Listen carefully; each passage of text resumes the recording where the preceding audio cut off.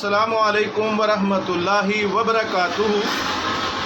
پیارے دوستو، ادھر میرے پاس دفتر میں ایک دوست نے سوال کیا۔ سوال بڑا اہم تھا، میں نے محسوس کیا کہ آپ تک اس بات کو پہنچایا جائے۔ میرے دوست نے مجھ پر یہ ایک اعتراض کیا، کہنے لگا، کہتا ہے کہ جی اگر آپ یہ کہتے ہیں کہ یزید رحمۃ اللہ علیہ ان کی خلافت برحق تھی، انہیں صحابہ کرام کی اجتماعیت، صحابہ کرام کی بیعت کا شرف تھا، ان کو بارے میں اللہ کے رسول کی مشہور پیشین گوئی ہے کہ وہ جو پہلا قافلہ جو قسطنطنیہ پر حملہ کرے گا مغفور لہم ہے، بخشے ہوئے لوگ ہیں، وہ جنتی لوگ ہیں۔ اگر آپ کا موقف یہ ہے کہ وہ صحابہ کرام جیسی مقدس ہستیوں کے نماز جنازہ بھی پڑھایا کرتا تھا، صحابہ کرام ان کی امامت میں نمازیں پڑھا کرتے تھے، تو ایسے خلیفہ برحق کے خلاف شرعی طور پر اور قانونی طور پر بھی خروج جائز نہیں تھا۔ اور ویسے بھی وہ حدیث ہے، اللہ کے رسول کا صحیح فرمان ہے کہ تین شرائط اگر تین چیزیں کسی خلیفہ میں پائی جائیں تو پھر خروج کر سکتے ہو۔ اگر وہ تین باتیں کسی خلیفہ میں نہ پائی جائیں تو اس کے خلاف خروج کرنا منع ہے، بلکہ اللہ کے رسول نے فرمایا ایک خلیفہ کی موجودگی میں اگر دوسرا خلیفہ بیعت کا اعلان کرے اس کا سر کاٹ کے رکھ دو۔ یہ صحیح حدیث ہے بخاری۔ تو اب وہ تین شرائط کیا ہیں، یعنی کون سی خلیفہ کے اندر ایسی باتیں آ جائیں کہ اس کے خلاف خروج جائز ہے؟ سب سے پہلی بات، مرتد ہو جائے، دین اسلام سے ہی پھر جائے۔ دوسری بات، اگر اس نے کسی کو ناحق قتل کر دیا ہے، قصاص کے بدلے میں اس کو قتل کیا جائے گا، پھر اس کے خلاف نکلنا چاہیے۔ تیسری بات، اگر زنا کرے، گواہیاں بھی آ جائیں تو پھر اس کو سنسار کیا جائے گا۔ یعنی جو شریعت نے اصول مقرر کیے ہیں، اگر ایسی تو کوئی چیز ثابت ہو جائے تو پھر چاہے وہ خلیفہ ہے اس کے خلاف خروج کیا جائے گا، اس کو سزا دلوائی جائے گی۔ تو لیکن بھائی اگر یہ چیزیں موجود ہی نہ ہوں، پھر بھی کوئی بیعت کا خلافت کا دعویٰ کر دے تو وہ غیر شرعی ہے۔ تو بہرحال یزید رحمۃ اللہ علیہ اس نے نہ ہی تو کوئی ناحق قتل کیا، نہ ہی اس نے کسی کو وہ دین سے مرتد ہو گیا، نہ ہی کوئی ایسا زنا کے حوالے سے کیس سامنے آیا۔ اسی وجہ سے صحابہ کرام نے ان کی بیعت کو نہیں توڑا، بلکہ جب واقعہ ہرا کے اندر ایک گورنر نے بغاوت کی تو اس موقع پر کچھ لوگوں نے جب اس گورنر کی حمایت کرنا چاہی تو حضرت عبداللہ بن عمر رضی اللہ تعالی عنہ اپنے اہل خانہ اور غلام کے ساتھ مدینہ کی گلیوں میں باہر آ گئے اور ہاتھ اٹھا کر بلند آواز سے یہ کہتے رہے کہ لوگو، میں عبداللہ بن عمر، میں یزید کی بیعت کو قائم رکھتا ہوں، میں یزید کی بیعت کو نہیں توڑتا۔ لوگوں کو نصیحت کرنے لگے کہ ایک خلیفہ حق کی موجودگی میں دوسرے خلیفہ کی بیعت کیوں کر رہے ہو؟ بہرحال یہ ایک لمبی بحث ہے۔ تو یہ بات کرنے کا مقصد یہ تھا کہ یزید کے خلاف صحابہ کرام نے ایسی کوئی شرعی قباحت موجود نہیں محسوس کی کہ جس کی وجہ سے صحابہ کرام خروج کے لیے نکلتے۔ اسی وجہ سے صحابہ کرام نے حضرت حسین رضی اللہ تعالی عنہ کو جب وہ مکہ سے کوفہ کے لیے جانے لگے تھے نا، جب کوفیوں نے خط لکھا نا ان کو، آپ آ جائیں، ہم آپ کو خلیفہ بنائیں گے، ہم یزید کو خلیفہ نہیں مانتے، اور خاص طور پر جب مسلم بن عقیل کا خط آ گیا، مسلم بن عقیل کے ہاتھ پر کوفہ میں 60,000 کے قریب کوفی شیعوں نے یزید کی بیعت کو توڑ کر حضرت حسین کے نام کی بیعت کر لی ہوئی تھی، اور کوفہ کا گورنر نعمان بن بشیر برائے نام گورنر رہ گیا تھا۔ عملی طور پر حکومت مسلم بن عقیل نے کوفہ میں سنبھال لی تھی۔ جب اس کے بعد خط بھیجا مسلم بن عقیل نے مکہ میں حضرت حسین رضی اللہ تعالیٰ عنہ کو، تو پھر حضرت حسین نکلے یہاں پر بھی ایک پوائنٹ میں واضح کرتا جاؤں، کئی لوگ بڑا پردہ ڈالنے کی کوشش کرتے ہیں، جی وہ تو خروج انہوں نے کیا ہی نہیں، وہ تو یزید کی بیعت کے لیے جا رہے تھے۔ وہ بھائی اگر یزید کی بیعت کے لیے جا رہے تھے، وہ خروج کے لیے نہیں نکل رہے تھے، تو صحابہ کرام ان کا راستہ کیوں روک رہے تھے؟ جن صحابہ کرام نے خود یزید کی بیعت کی ہوئی ہے، تو وہ پھر حضرت حسین کو کیوں روک رہے ہیں کہ حسین نہ جائیں نہ جائیں، یہ آپ کا عمل صحیح نہیں ہے۔ حضرت عبداللہ بن عباس تو آگے لیٹ ہی گئے، تاریخ کی کتب میں لکھا ہوا ہے، کہنے لگے حسین میرے اوپر سے گزر کے جانا ہے تو چلے گا۔ محمد بن حنفیہ نے روکا۔ حضرت جعفر طیار کی جو ایک بیٹی تھی اور ان کا غالباً شوہر یعنی دمادی یا ان کے بھتیجی کا جو ہے وہ خامد، وہ گورنر تھا مکے کا، انہوں نے امان بھی لکھ کے دے دی، امان۔ انہوں نے کہا کہ اے حسین رضی اللہ تعالیٰ عنہ، آپ چاہے یزید کی بیعت نہ کریں لیکن خروج نہ کریں، کوفہ نہ جائیں، ہم آپ کو گرفتار نہیں کریں گے۔ یہ دیکھ لیں، یہ کوئی ایک دن کا مسئلہ نہیں تھا، 2 دن کا مسئلہ نہیں تھا، 3 دن کا مسئلہ نہیں تھا۔ حضرت امیر معاویہ رضی اللہ تعالیٰ عنہ 22 رجب کو فوت ہوئے ہیں۔ 22 رجب کی رات کو جب خبر ملی مدینہ میں، تو جب مدینہ کے گورنر نے حضرت حسین سے بیعت کا کہا تو وہ راتوں رات مکہ نکل آئے۔ تو یعنی رجب کے مہینے سے لے کر اب آپ مکہ سے جب خروج کے لیے جانے لگے ہیں، تو یہ پتہ کتنا دورانی ہے، ذوالحجہ کے آخر میں اللہ یعنی حضرت حسین وہاں سے نکلنا چاہ رہے ہیں۔ ذوالحجہ کتنے مہینے بنتے ہیں؟ رجب کو بھی چھوڑیں، آپ آگے آئیں، شعبان، رمضان، شوال، ذی القعدہ، ذی الحج، 5 مہینے مکہ میں حضرت حسین رضی اللہ تعالیٰ عنہ یزید کی بیعت کے بغیر رہے ہیں۔ یزید نے کوئی سختی نہیں کی، مکہ کا جو ان کا گورنر تھا اس نے کوئی سختی نہیں کی، بلکہ آخری ٹائم پر بھی وہ کہہ رہا ہے کہ آپ خروج نہ کریں، بغیر بیعت کے آپ ادھر رہتے رہیں، ہم آپ کو کچھ نہیں کہیں گے۔ ان کا یہ امان نامہ وہ آج بھی تاریخ کی کتب میں محفوظ ہے۔ بھائی اگر حضرت حسین رضی اللہ تعالیٰ عنہ خروج کے لیے نہیں جا رہے تھے تو سارے صحابہ کرام منع کیوں کر رہے تھے؟ یہ بھی ایک اہل حدیثوں کے اندر یہ ایک کمزوری مداحنت ہے۔ پتہ نہیں کس بات سے یہ ڈر رہے ہیں کہ حق بات کے اوپر پردہ ڈال رہے ہیں کہ نہیں جی وہ تو ویسے اہل خانہ کے ساتھ ملنے کے لیے جا رہے تھے۔ بھائی مسلم بن عقیل نے خط لکھا ہوا تھا کہ 60,000 لوگ ہماری حمایت میں آ گئے، آپ آئیں، ست بسم اللہ، حکومت تیار ہے۔ تو پھر اتنی واضح بات کے اوپر پردہ ڈالنے کی کیا ضرورت ہے؟ بہرحال یہ ایک لمبی کہانی ہے۔ ہمارا موضوع یہ ہے کہ جب حضرت حسین رضی اللہ تعالیٰ عنہ بقایا سارے صحابہ سے ہٹ کے انہوں نے اپنا ایک منفرد موقف اپنا لیا کہ میں نے کوفہ جانا ہے اور وہاں پر اپنی حکومت قائم کرنی ہے، صحابہ نے انہیں روکا بھی۔ یہ والا خروج، وہ میرے ساتھی کہنے لگے جی آپ کا یہ جو موقف ہے کہ انہیں خروج نہیں کرنا چاہیے تھا، یہ درست نہیں ہے۔ تو پھر آپ سے سوال یہ بنتا ہے، انہوں نے کہا کہ جی پھر اسی طرح حضرت علی رضی اللہ تعالیٰ عنہ جب خلیفہ بنے تو حضرت عائشہ، حضرت طلحہ، حضرت زبیر، ان کو بھی تو خروج نہیں کرنا چاہیے تھا حضرت علی کے خلاف، یعنی جنگ جمل میں وہ جب آئے۔ سوال تو بظاہر ان کا بڑا جاندار محسوس ہوتا ہے، لیکن یہ سوال کرنے والے میرے بھائی وہ سامنے ہی بیٹھے ہوئے ہیں، تو سوال تو بڑا انہوں نے جاندار کیا ہے کہ جی پھر بتائیں جی ان کا تو خروج بنتا ہے کہ نہیں۔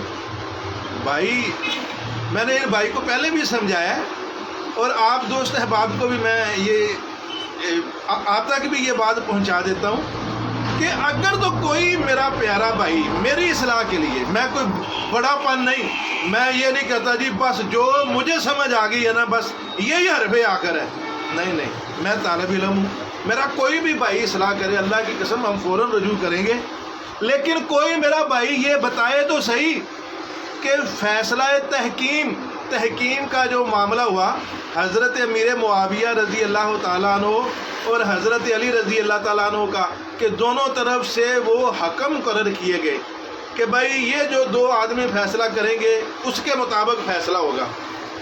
تحکیم کے فیصلہ سے پہلے، اور یہ تحکیم والا معاملہ جنگ صفین کے بعد ہوا 37 ہجری کو۔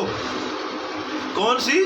37 ہجری کے آخر میں یہ فیصلہ ہوا۔ اچھا، اب 37 ہجری سے پہلے جنگ جمل تو ہو گئی ہے یہ 36 ہجری میں، اب جنگ صفین 37 ہجری میں جا کے یہ فیصلہ ہو رہا ہے تحکیم کا۔ اب اس فیصلے کے بعد یہ فیصلہ ہوا کہ حضرت امیر معاویہ اپنے علاقہ کے خلیفہ ہیں، حضرت علی رضی اللہ تعالیٰ عنہ اپنے علاقہ کے خلیفہ ہیں۔ اس سے پہلے تو حضرت علی رضی اللہ تعالیٰ عنہ باقاعدہ خلیفہ چنے ہی نہیں گئے۔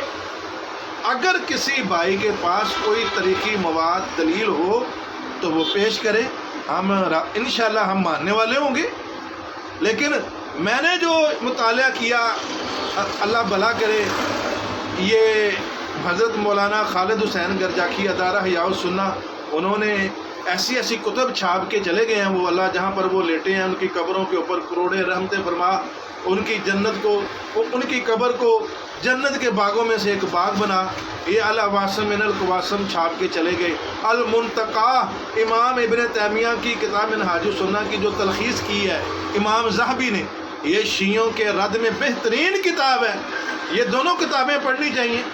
مجھے تو بہرحال یہ دونوں فٹ پاتھ سے مل گئی، یہ لاہور مار روڈ کے اوپر جو پرانی کتابیں لگتی ہیں، آج سے 21 سال پہلے میں نے ان کتابوں کا مطالعہ کیا ہوا ہے۔ بہرحال تو میں نے ان کتابوں کے مطالعے سے جو مجھے سمجھ آئی کہ وہ تو خلیفہ بنے 37 ہجری کو۔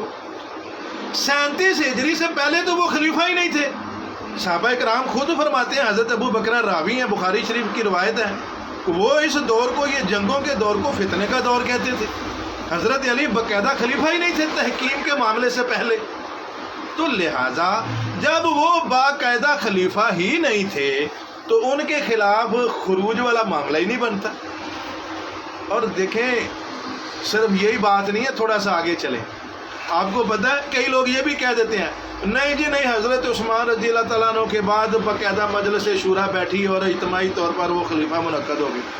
اللہ کی قسم، یہ بات بالکل لا علمی اور خام خواہ یہ ہمارے حسینی اہل حدیث جو بنے پھرے ہیں، شیعہ روافض کو تو چھوڑیں، جیلوی کو تو چھوڑیں، مدودیوں کو، اسراریوں کو تو چھوڑیں، وہ اپنوں کو ہی نہیں سمجھ آ رہی، کیوں خام خواہ پردہ ڈال رہے ہو؟ صحیح تاریخ کے اوپر پردہ ڈال کے تمہیں اپنی من گھڑت اور موضوع روایات کو فروغ دینے سے کیا ملے گا سوائے شیعت کے فروغ کے؟ اپنے ہی کہتے ہیں جی باقاعدہ شورا کے ساتھ وہ منتخب ہو گئے۔ کوئی ایک روایت تاریخی مستند روایت، کوئی ایک تاریخی روایت ایسی بتا دے کہ جس میں اس بات کی طرف اشارہ بھی کیا ہو کہ حضرت علی رضی اللہ تعالیٰ عنہ 35 ہجری میں 18 ذوالحجہ حضرت عثمان کی شہادت کے بعد بالفور خلیفہ ان کی بیعت منعقد ہو گئی تھی مسجد نبوی میں۔ پہلے تینوں خلفاء کی بیعتیں مسجد نبوی میں، جہاں سے دین شروع ہوا، جہاں پر اللہ اور اس کے رسول نے اپنے صحابہ کرام کو درس دیے، جمعے پڑھائے، نمازیں پڑھائیں، جو پہلی اسلام کی مسجد تھی مسجد نبوی، ان پہلے تینوں خلفاء کی وہاں پر بیعتیں ہوئیں۔ کوئی مائی کا لال بتا دے حضرت علی رضی اللہ تعالیٰ عنہ کی مسجد نبوی میں باقاعدہ صحابہ کے ساتھ جماعت ہوئی۔ اللہ کی قسم، میں اپنے اسی قناۃ السلفیہ کے چینل سے میں فوراً رجوع پیش کر دوں گا اپنا۔ حضرت علی رضی اللہ تعالیٰ عنہ کی تو بیعت حضرت عثمان رضی اللہ تعالیٰ عنہ کا جو سب سے بڑا قاتل اشتر نخی، کنانہ بن بشر، کمیل اور یہ بقایا دیگر بلوائی ساتھی، سب سے پہلے بلوائیوں کے سردار اشتر نخی نے بازار کے اندر حضرت علی رضی اللہ تعالیٰ عنہ کے ہاتھ کے اوپر ہاتھ رکھ کے بیعت کی تھی، اور حضرت علی رضی اللہ تعالیٰ عنہ نے بازار سے ہی مسجد نبوی پیغام بھیج دیا، بازار سے ہی، کہ جی میں خلیفہ چنا گیا ہوں۔ مسجد نبوی میں حضرت طلحہ، حضرت زبیر جلیل القدر صحابی بیٹھے ہوئے ہیں، ان کو جب یہ پیغام ملا کہ بلوائیوں نے حضرت علی کو خلیفہ بنا لیا ہے، حالات یہ تھے کہ بلوائیوں کا اتنا ڈر اور خوف اور اتنے وہ پاورفل تھے مدینہ میں کہ صحابہ تو حضرت عثمان کو شہید ہونے سے بچا نہیں سکے تھے۔ چہ جائے کہ اس نئے جو مسئلہ بنا ہوا ہے، بلوائیوں نے حضرت علی کو خلیفہ بغیر مشورے کے بنا لیا، اس کی روک تھام کر لیتے۔ صحابہ کا تو یہ حال تھا کہ ان بلوائیوں کے ڈر سے وہ روزانہ نعوذ باللہ اتنی ان کے وہ بدماشیاں کر رہے تھے وہ بلوائی مدینہ میں کہ صحابہ مدینہ چھوڑ کے جا رہے تھے۔ حضرت طلحہ، زبیر، حضرت عائشہ تو مدینہ چھوڑ کے چلی گئی، آدھا مدینہ خالی ہو گیا تھا ان بلوائیوں کی بدماشیوں کی وجہ سے۔ عورتوں کے اوپر ہاتھ اٹھا رہے تھے۔ الواسم من القواسم کتاب کے اندر ابن العربی فرماتے ہیں کہ جب ایک دفعہ بلوائیوں نے حضرت محمد صلی اللہ علیہ وسلم کی بیوی ام حبیبہ وہ پانی لینے کے لیے گھر سے باہر نکلی تو ان کو ان کا دوپٹہ کھینچ لیا گیا، ان کے سواری کے اوپر ڈنڈے مارے گئے، ان کو بے عزت کر کے دوبارہ گھر بھیج دیا گیا۔ بھائی یہ صورتحال تھی، یہاں تک کہ ہماری مائیں محفوظ نے، اللہ کی قسم یہ دل خون کے آنسو روتا ہے یار، یہ بلوائی یہ کام کرتے رہے اور حضرت علی رضی اللہ تعالی عنہ نے ان بلوائیوں کے ہاتھوں کے اوپر بیعت قبول کر لی۔ کیوں؟ ان کا بائیکاٹ ہونا چاہیے تھا۔ اگر ان کے ڈر کی وجہ سے، خوف کی وجہ سے کچھ کر نہیں سکتے تھے تو حضرت طلحہ، زبیر، حضرت عائشہ کی طرح کم از کم مدینہ ہی چھوڑ کے چلے جاتے۔ انہوں نے مدینہ صرف کوفیوں کے ڈر کی وجہ سے دارالخلافہ کو چھوڑ کے کوفہ نکل گئے، بلوائیوں کے ساتھ چلے گئے۔ بہرحال بات کرنے کا مقصد یہ ہے کہ حضرت علی رضی اللہ تعالیٰ عنہ تو 37 ہجری میں تحکیم کے فیصلہ کے بعد پھر باقاعدہ خلیفہ بنے۔ اس سے پہلے تو سارا سال لڑائی ہوتی رہی ہے، جنگ صفین کی 1 سال سے زیادہ جنگ چلتی رہی ہے۔ تو اس لیے ہم طلحہ اور زبیر اور حضرت عائشہ رضی اللہ تعالیٰ عنہم ان کا جو جنگ جمل میں آنا ہے اس کو خروج نہیں کہیں گے، کیونکہ حضرت علی اس وقت باقاعدہ خلیفہ ہی نہیں تھے۔ تو اللہ تعالیٰ سے بھائی دعا ہے اللہ رب العزت ہمیں صحیح فہم کی توفیق عطا فرمائے۔